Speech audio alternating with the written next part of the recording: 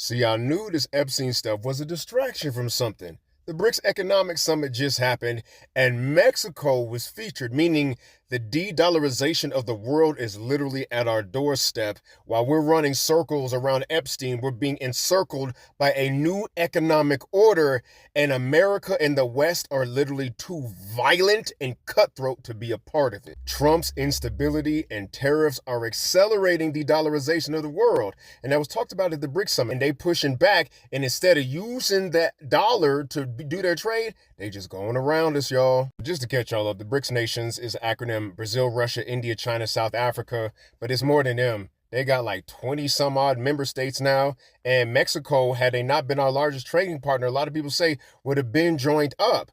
The BRICS is developing markets, and they're creating mutually beneficial deals. They have an entire business model. It's a Chinese Belt and Road Initiative versus the West Bomb and Raid Initiative. In other words, the rest of the world had to figure out how to make money outside of blowing people up. The West know how to do that. Israel know how to do that. America know how to do that. Regime change and private military contractors and our military industrial complex. Turns out you can only blow so much stuff up before the stock market start falling. The rest of the world has started to see that you can't rely on the West. The very same thing that even Vladimir Putin says, you can't trust them.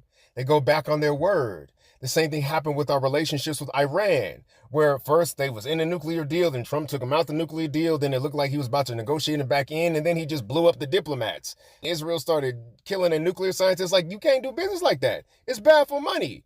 But if somebody else comes up with a way to create trade in a peaceful, constructive way, then the world gonna get on board with that.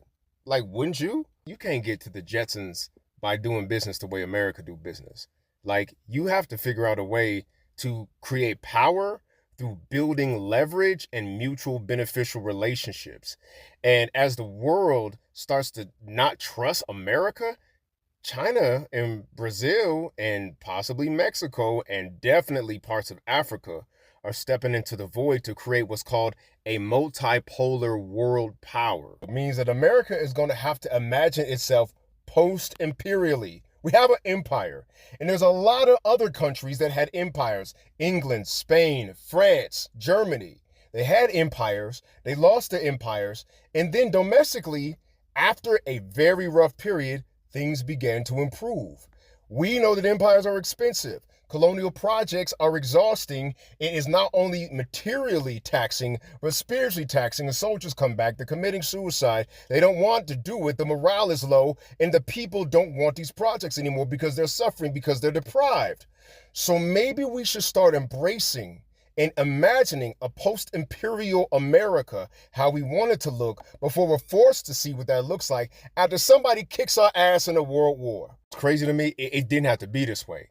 I'm old enough to remember the end of the Clinton administration. Let me tell you something. America's profile in the world was super high. We were counting down the debt clock.